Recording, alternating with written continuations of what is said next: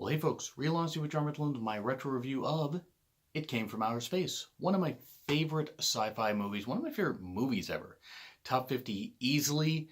I just love the visual style of it. Director Jack Arnold, who directed Tarantula, Creature from the Black Lagoon, The Incredible Shrinking Man, directs this really interesting view on aliens and alien invasion. The alien invasion craze was all over the 50s, not just with Universal, but with various other studios. Universal tend to do it the best. With this one, you have Richard Carlson playing John Putnam. Richard Carlson, who was also in Creature from the Black Lagoon and various other movies. And Barbara Rush, just a knockout in the 50s, 100%. And it also had the character named George, was played by the professor from Gilligan's Island, and there were other characters in it too. There were other actors that I can't recall exactly what they were in right now, but as you study their IMDb pages, if you would like, you will see that there's a lot of really cool people that went on to have some decent careers here. Richard Carlson in particular is a pretty damn good actor, and he played the good guy a whole lot, the good guy scientist in a lot of these They wanted to do the best to understand the creatures and stuff like that, like in the Creature from the Black Lagoon, and only responded when, his female was threatened. But with this, Jack Arnold and Universal, I don't want to say they were at war, but they had two different ideas on how this movie should have been. Jack Arnold wanted to take the Ray Bradbury inspired dialogue and story arc and everything, and Ray Bradbury was consulted on this too, and do more psychological stuff and have it where when you show the alien, you have the eye perspective, and you see things according to the alien eye, like the one eye that the alien has, and you see things from their perspective. It's really fascinating. And he wanted to do that, and he wanted to also have just where you catch glimpses of the alien, but you never get a full-on view.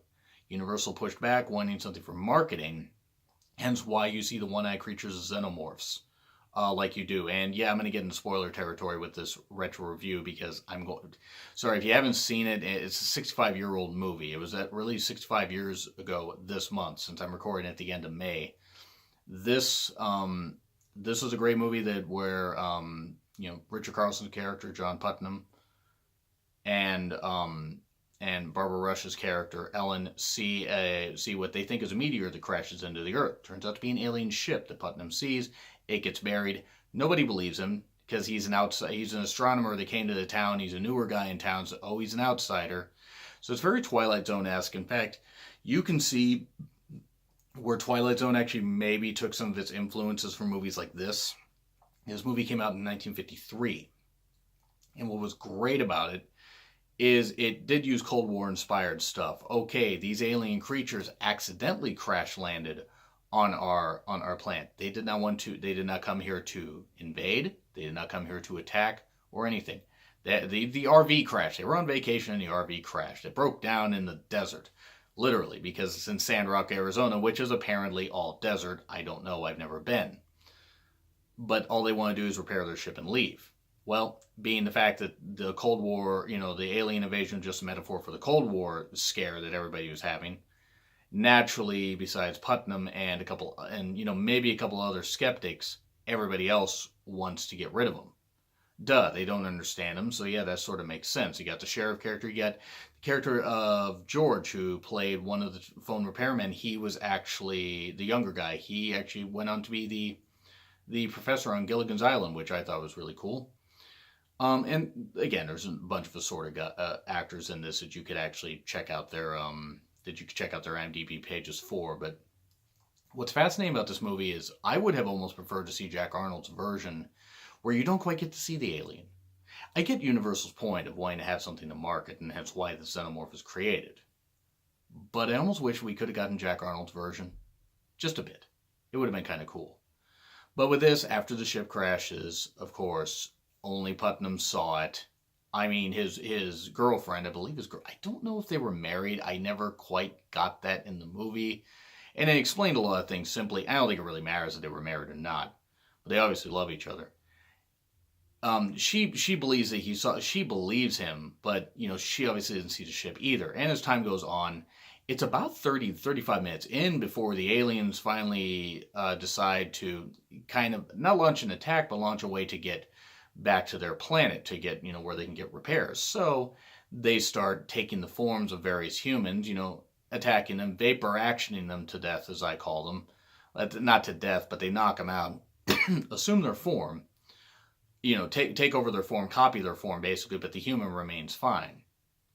And then they take, not like the movie The Host that has Saoirse Ronan, and I got to be honest, I just remembered now how to pronounce her name. She was in Lady Bird. Lady Bird was also a good movie, and I did a review of that months ago if you want to check that out.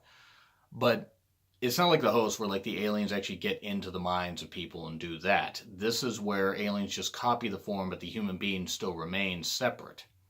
So they take all the humans that they copy and keep them hostage, so to speak, so they can't run off and say anything, and people don't wonder, hey, wait a second, why are there clones of these guys running around? So, I mean, but it was the 50s, so there was mass hysteria, and of course a lot of frustrated housewives were banging the pool boy or banging other women. If you've seen the movie The Hours, you will get what I'm saying. Not that there's anything wrong with that, I just remember that from the movie The Hours. It was an odd movie. There's 3 time periods. It was good, though. Toni Collette and Nicole Kidman were great in it. So anyway, moving on. What was great about It Came From Outer Space is the visual storytelling. Jack Arnold was a very visual director. Very well done. Very, very artistic with how he did stuff. And let the story breathe. Now, yes, some of these were simple stories, but they had a few complex issues. Like, okay, so if the aliens aren't here to attack, it's weighing the options of, okay, this one guy believes the aliens aren't there to attack, other people do. That's fair. If people came and, suddenly like look different, if it was like an alien invasion, I would think that they were here to kill rather than maybe just to study, or it was just by accident. So I get that with the mass hysteria people. And as time goes on, more and more people get possessed, taken over, because they need more bodies to take care of the ship and repair the ship.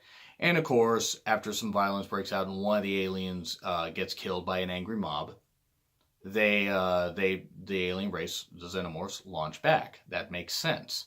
Putnam confronts them, and of course, again, spoiler territory, confronts them, and hey, don't do this. Wait, you say you've traveled the aliens at one point say, well, like their leader, who is actually a clone of Putnam, says, we tried for 1,000 years to reach the stars and stuff like that. And Putnam, the real Putnam fires back, why would you use this ray to destroy us? I get this sudden like ray, because of course every alien race has to have a death ray, even peaceful ones.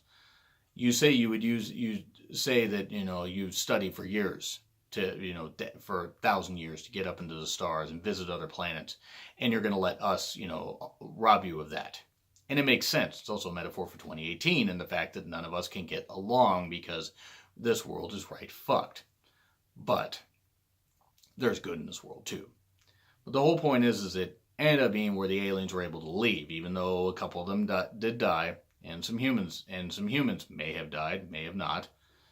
Once the aliens leave, of course, film ends. It's only like 79, 80 minutes. It's really easy to get through. It's a really fascinating documentary about how Universal got into the whole sci-fi movie craze more and more in the 50s, including clips from This Island Earth, Tarantula. I will be doing retro reviews of This Island Earth and possibly Creature from the Black Lagoon, and maybe even them coming up later in the year. I decided retro reviews would actually probably be fun, fill up my movie playlist, and plus, why not have some fun watching some movies when Hollywood actually tried. They try now, but they fail miserably. So, in total, what I really, really liked about It Came From Outer Space was the visual style and just the dialogue. It was simple, but it was a good story. And it was very timely for the 50s, and it was very well done. And of course, at points you see people smoking, because back in the 50s, everything smoked, including non-smoking things somehow smoked. I don't know how the 50s pulled that off. But it was very well done. Sure, is it dated? Yes, any movie that is 65 goddamn years old is going to be dated. But it still holds up today, so I'd recommend you guys check this out. So what retro movies would you like me to, do reviews of? Bear in mind, retro reviews, let's go with at least 20 years or older. And if you want me to do stuff from even back in the 30s, you let me know in the comments. Anyway, like, share, subscribe. It's been Real Honesty with John Ritland. My review of It Came From Outer Space, and I will see you soon.